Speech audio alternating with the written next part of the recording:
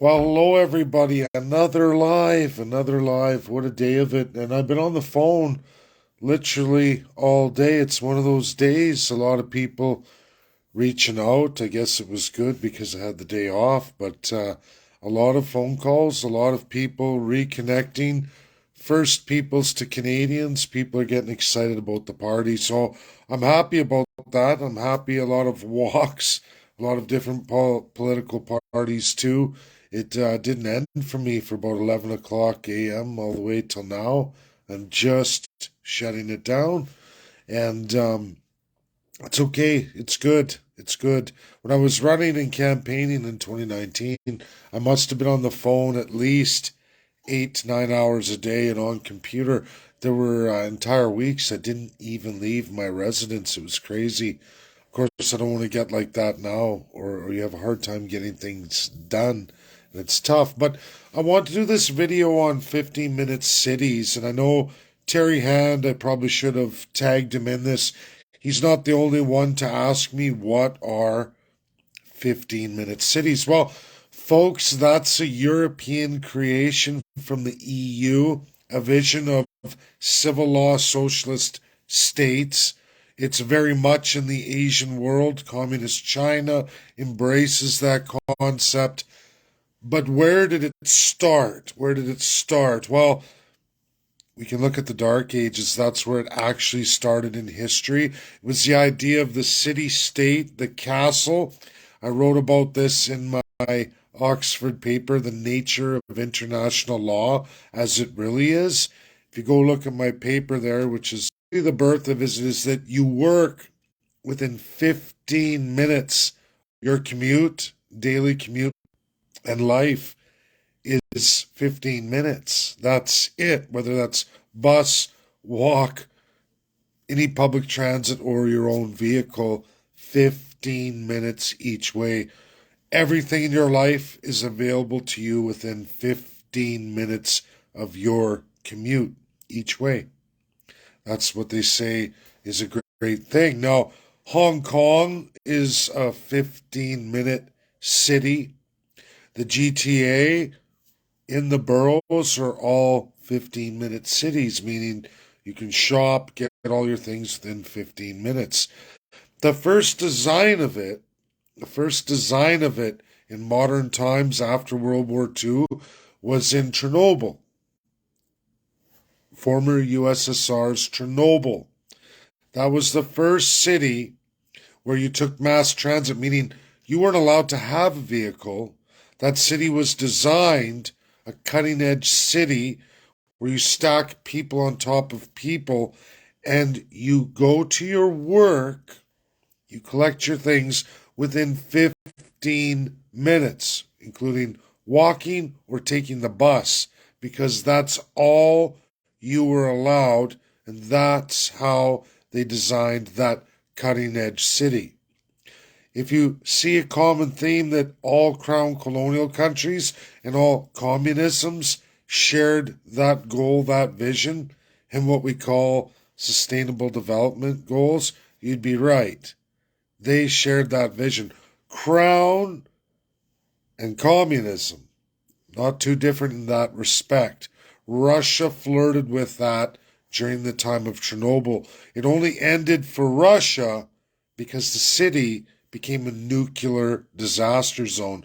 But if you've never read that documentary on the design of Chernobyl, you should.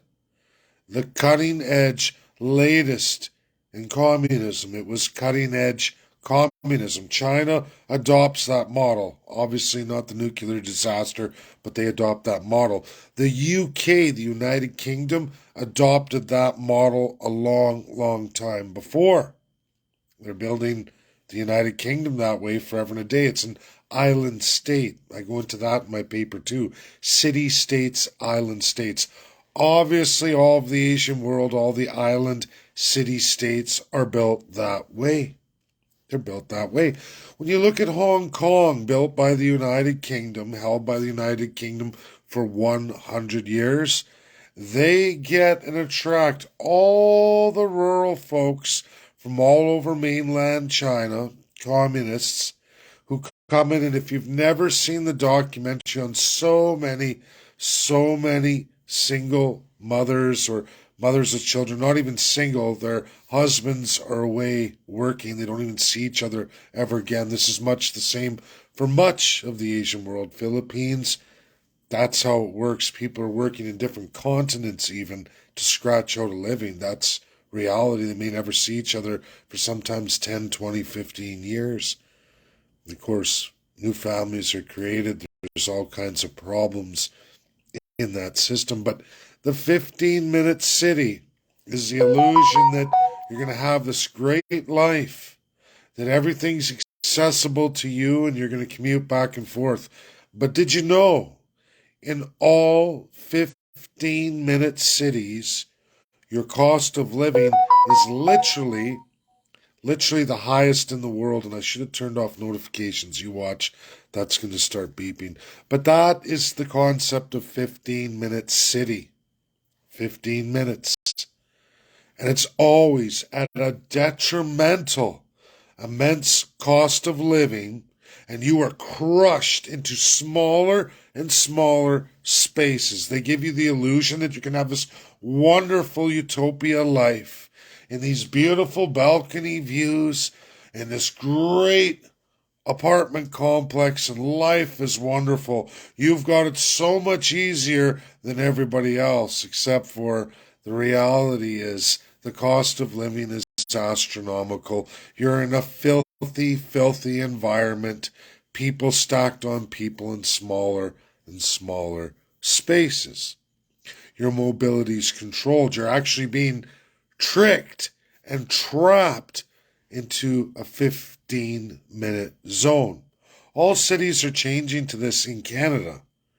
It's a monarchical design. They love it. They love it. From the age of castles, the workers in the field run into the castle, pay everything you produce, everything you have for that security. This is how they're building these cities, and that concept, that mindset. You will stay within your little 15-minute area, and the government will take everything you're worth.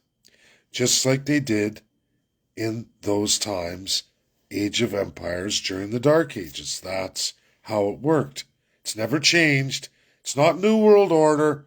It's Old World Order with lipstick on a pig paint job. That's what they're trying to sell you on. Doesn't work. People need space. People need to roam. We need to have that. And when you try to take that out of humanity, you're caging animals. When I say that, you're going to turn people into animals. If you've never seen Coffin City, Hong Kong, you should go watch that. If you've never looked hard into the boroughs of UK, you should go look. Pretty tough, and it's always been tough. If you've never watched the documentary before the Chernobyl disaster, go watch it. Chernobyl, cutting edge city, living in Chernobyl, the cutting edge technology. If you've never seen this stuff, you should. You should. Socialism, monarchy, it's the same thing. This idea that the elite are going to trap you into their system. That's all it's about. You can watch the communist ladies. Just in the last 20 years, there's lots of documentaries. When UK designed and ran it, you can see the women crying tears. They left communist mainland China on pictures of malls and these beautiful balcony views, and they ended up in a 6x6 jail cell in a high-rise dump, high crime, dangerous for children. Violence, drugs, all of it, disease. People living in coffins stacked on top of each other, little coffin cubby holes where you live. And you pay upwards of $500 a month to live in a cubby hole with 20 other guys. That's as cheap as it gets. Think about that. You have to share a bathroom with 20 people. This is filthy, disease-ridden. People talk about all these diseases, where they come from. It's the 15-minute cities, folks. the concept of the 15-minute city. It's never worked out, not in any history since World War II and even before, but it's never worked out. These are old world order concepts that fail. It's a divine capitalism over a socialism. Socialism for them. The benefits are for them. The wealth that you transfer is for them, and you're trapped in it. That's what they want to do to you. Look at Toronto. Look at the GTA. Look at the unaffordability. That's what happens when you stack more and more people into a smaller space. The selling feature of 15-minute cities has always been a con job. You'll never find a 15-minute city that doesn't come with an astronomical cost of living, a ginormous amount of the population in absolute poverty. Then there's a wealthy elite. That's the 15-minute city. Nothing new about it. Old world order. Go check out Chernobyl. Go look at Hong Kong, Coffin City. That's a 15-minute city. I don't want their concept of a 15-minute city, but it's happening each and every day all over Canada. Vancouver, GTA, Montreal, Quebec City. It's growing everywhere. Calgary, Edmonton, all, and I repeat, all the municipal elections are all candidates who believe in that. They believe in that. Sustainable development, they call it. Condo living. Eventually, as you stack more and more people into the lie called the 15-minute city, you have to charge people more and more and more until you're in Hong Kong, Coffin City. It's already happening in the GTA. It's all saying it's not is a liar. I've been there. Been to all of them. Last time I went out to see my father in for 5G, eh? Garbage. Garbage. I find my videos are delayed too after I go to upload them. Maybe better picture quality, but this is also too a reality Canada. But anyhow, the reality is that I've watched these cities deteriorate in the 15-minute city concept, and they continue in crime, in poverty, in disease, in drugs. Just goes up, up, up, up, up, up. And they always say, oh, there's a war on this. Oh, we're going to fix that. But it never gets any better in the very old world order model of 15-minute cities. Who's getting rich? Your politicians are. Corrupt politicians.